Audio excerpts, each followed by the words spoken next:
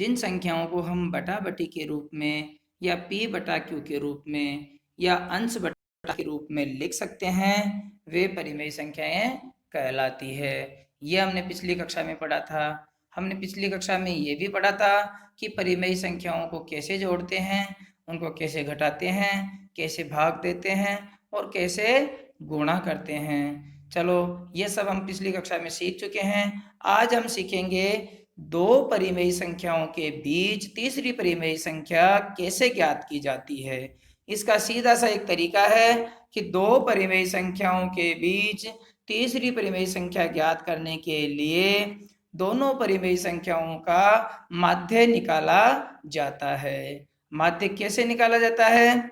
इसके लिए माध्य ज्ञात करने के लिए प्रथम परिमेय संख्या और द्वितीय परिमेय संख्या दोनों को हम जोड़ते हैं। जोड़ने पर जो प्राप्त योगफल है उसमें 2 का भाग देते हैं और 2 का भाग देने पर जो संख्या प्राप्त होती है वही दो परिमेय संख्याओं के बीच की अन्य तीसरी परिमेय संख्या होती है। ये आपको याद करना है। अब मैं उदाहरण दिखा रहा हूं आपको, नीचे देखिए एक उदाहरण 1/4 और 1/2 के मध्य 3 परिमेय संख्याएं ज्ञात करना है। अब इनके बीच की परिमेय संख्याएं ज्ञात करने के लिए हमने 1/4 प्लस 1/2 इन दोनों परिमेय संख्याओं को जोड़ने के लिए प्लस का चिन्ह लगा दिया।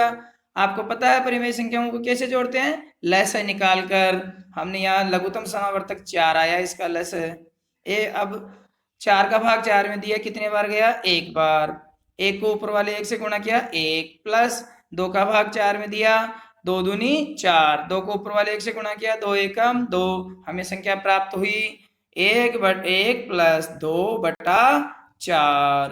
अब 1 और 2 को जोड़ेंगे तो कितने हो गए? 3 बराबर 3/4।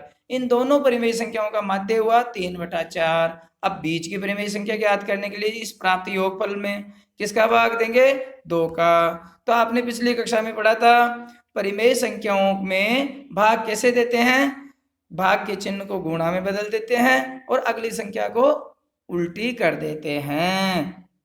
यह आपने पिछली कक्षा में पढ़ लिया था।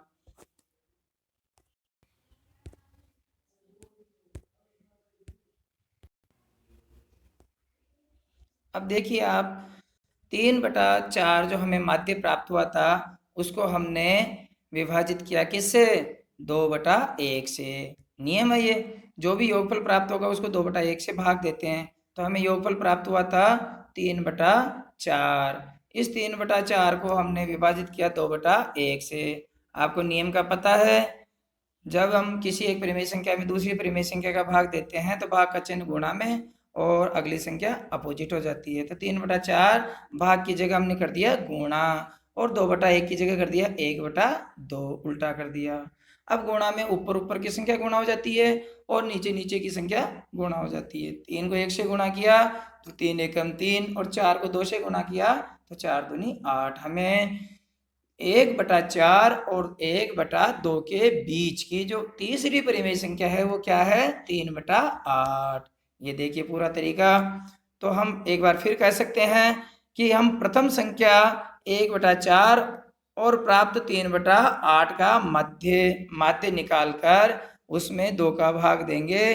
प्राप्त संख्या 1/4 और 1/2 के बीच की दूसरी परिमेय संख्या होगी। इसी तरीके को आगे बढ़ाते हुए आपको हल करना है और मुझे अगर समझ में नहीं आई तो पूछ लेना है।